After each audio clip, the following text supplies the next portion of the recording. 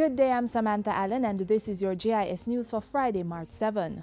Close to 3,800 residents and fisherfolk in Rocky Point, Clarendon and surrounding areas now have increased access to health care. This follows the reopening of the Rocky Point Health Center, which was damaged by Hurricane Ivan in 2004.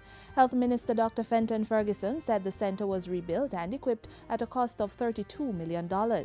It is a wonderful Type 2 center.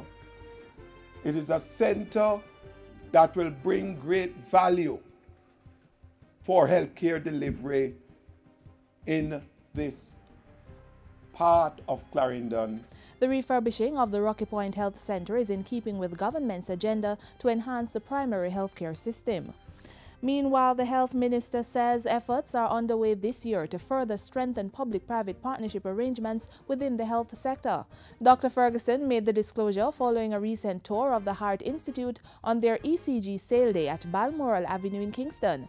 The aim, he said, was to increase the avenues for cardiovascular treatment in all major public sector hospitals. Already we have started some discussions with the Heart Institute in relation to strengthening and establishing partnerships with them in the public sector. As part of the long-term strategy for tackling cardiovascular and other non-communicable diseases, the health ministry is moving to address the risk factors such as improper diet. Government's plan to resuscitate local ginger production is reaping results.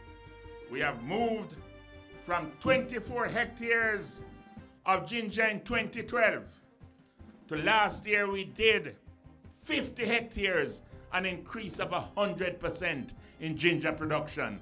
The Agriculture Minister says over that period, 420,000 pounds of ginger valued at $20 million has been harvested, so the export division is to redouble its efforts to find overseas markets for the crop.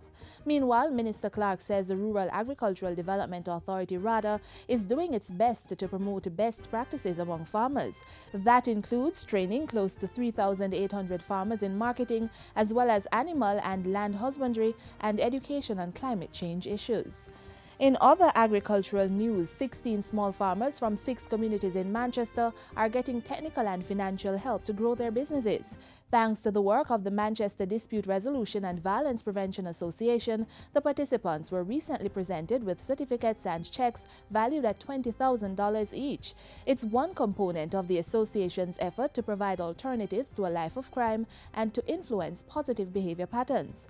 National Security Minister Peter Bunting commended the initiative and encouraged members of the association to continue with that and other violence prevention initiatives. In the whole area of violence prevention, the most critical thing we can do long term to combat the epidemic of violence that we've grappled with over a long time in Jamaica is to reshape the norms, reshape the thinking, reshape the culture, reshape the habits, and to reshape the behavior of the society. Through the project, valued at $300,000, the farmers are also receiving training in sustainable farming practices and access to equipment to carry out their work. I thank them very much because I've learned a lot. Thank them for the experience and I appreciate it very much, and we won't let them down. I also encourage the youth in this program because it is a great program for the country and for a better society. CrimeBot, an app that will help persons to report crimes, emerged the grand prize winner of $10,000 at the Digital Jam 3.0 Caribbean edition last weekend. The competition is a regional initiative launched by the government of Jamaica in partnership with the World Bank. It seeks solutions to high youth unemployment in Jamaica and the Caribbean through new opportunities in the virtual global economy. State Minister for Science, Technology, Energy and Mining, Julian Robinson, says a twofold plan is underway to help participants refine their ideas into viable businesses. A number of the persons who came in and flew into Jamaica are going to be participating in a workshop session facilitated by the World Bank, and we intend to leave there with a very specific action plan. The World Bank is supporting the government of Jamaica with a loan program around innovation and entrepreneurship. So we expect to have some very specific deliverables coming out of that work session to define a project that will assist individuals like this. And finally, the Education Ministry has opened 2 new early childhood institutions in Western Jamaica at a cost of $80 million. Construction of the Westmoreland Early Childhood Resource Center and the Torrington Early Childhood Center was funded through a partnership between the ministry and the Caribbean Development Bank.